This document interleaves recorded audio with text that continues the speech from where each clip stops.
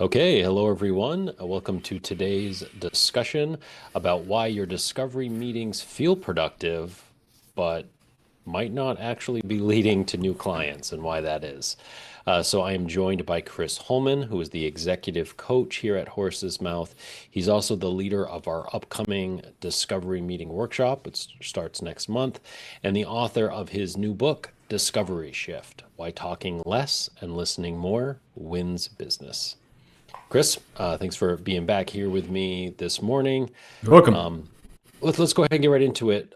Can you tell us what you mean by the term progression pressure?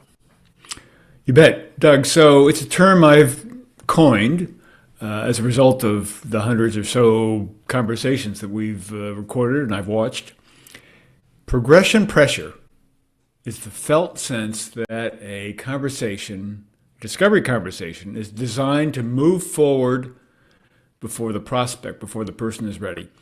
The prospect senses an outcome is already baked in. They feel it, they sense it. Advance, schedule, decide. And once that shows up, the discovery collapses. Okay, but why do you think then that so many discovery meetings, feel productive to the advisors, or they come away from the meeting feeling like, that was really good, that went really well, yet time goes by and nothing comes of it? Why do you think that exists, that feeling exists? Sure. Well, movement feels productive by itself. And what happens is that the meeting often starts moving forward too early. And that's what I'm talking about here. The advisor gets information from the prospect, from the person they're talking to, but they stop getting truth. And what happens emotionally for the prospect is they shift from exploring to cooperating. They're cooperating with the advisor. And the conversation stays polite. We've all been in conversations that sound and stay polite. But in this case, the meaning disappears. Yeah, I mean, how often do we, say, "Oh, hey, how you doing?" "Yeah, hey, how you doing?" And there's nothing really meaningful being said there, even though it's very nice, Daily, very pleasant. daily. How are you, Doug? Yeah, right. Yeah. Oh, yeah, yeah, yeah, yeah. Yeah. Okay. So, in terms of the discovery meeting, Chris, when do you think this pressure, this progression pressure tends to show up in the meeting? Really early. Usually in the first 10 minutes, actually well before that, I think. And nothing goes wrong. No one is pushy. The advisor isn't pushy, but the prospect stops asking what's really going on here and starts asking of themselves, what answer do I need to provide that keeps this moving? And that's the turning point. Cooperation as opposed to thinking. Okay. So would you say that progression pressure is kind of just another term for, sales pressure? No, not exactly. And that's the important part. It's not overt selling or manipulation, it's more structural. The advisor very often is competent, they're kind, they're generous, but the structure of the call still carries gravity toward an outcome. And that is the progression pressure we're talking about here. Okay, but to push back a little bit, isn't that just a softer, rebrand of sales pressure? If an advisor is moving the conversation towards a decision, isn't that, the whole point? Well, that's the trap. Progression isn't the problem. Premature progression is. Sales pressure is about persuading. Progression pressure is about the structure. And even an ethical advisor can accidentally create gravity too soon. And the prospect stops reflecting and starts cooperating. Okay, so you just mentioned that this can accidentally happen without the advisor being aware of it. So, what behaviors can create this progression pressure, without the advisor necessarily being aware of it? We all do it. When I was an advisor, I did it.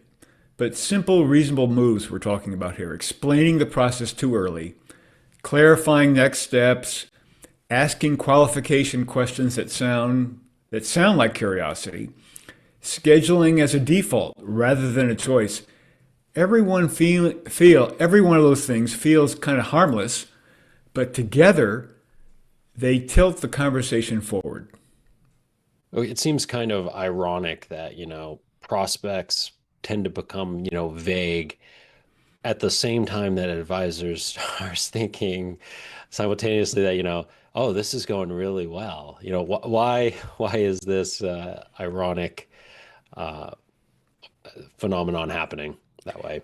It happens to all of us. It's the illusion of transparency. And this, because their nervous system adjusts and the prospect becomes agreeable, they become efficient, they become cooperative, they sound engaged with the conversation, but they're performing too. And the conversation has started to feel more like a conveyor belt.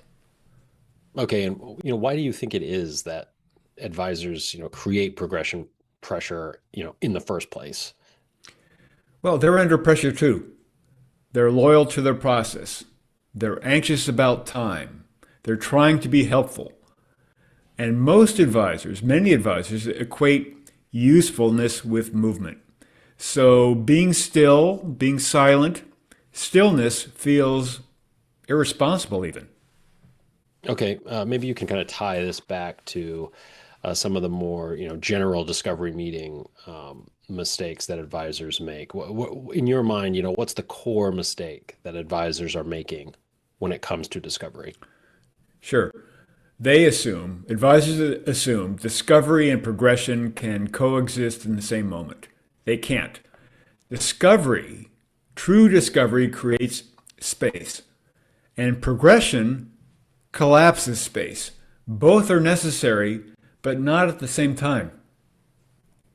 Okay, so you've talked about, progression pressure and how advisors can get, ahead of themselves in the process and change modes too soon and get out of, that exploration phase. So, what does it mean for an advisor to have earned progression? Doug, it's really about sequencing. Trust first, space first, reflection first, and then you want movement. Progression isn't eliminated, it's delayed until the prospect actually feels understood. Okay, but I can hear the advisor's interior monologue, listening I to can hear them this. too, by the way. Yeah, yeah. So, like we have, we're running a business, right? We can't just sit back forever. At some point we've got to get the ball rolling and, work on bringing this person on as a client so that, we can continue getting paid. What do you have to say to them who were thinking that? Doug, you're right, of course. And I'm not talking about endless wandering here. It's about sequencing. Discovery first, progression second. The irony is that when you delay progression slightly, this is really important. Please hear this when I say this. The irony is that when you delay progression very slightly, you get there faster because the prospect is actually with you. Otherwise, you get polite words and no truth. You want the prospect and the advisor to be aligned on the same page, so to speak. Emotionally, it's what we're talking about here.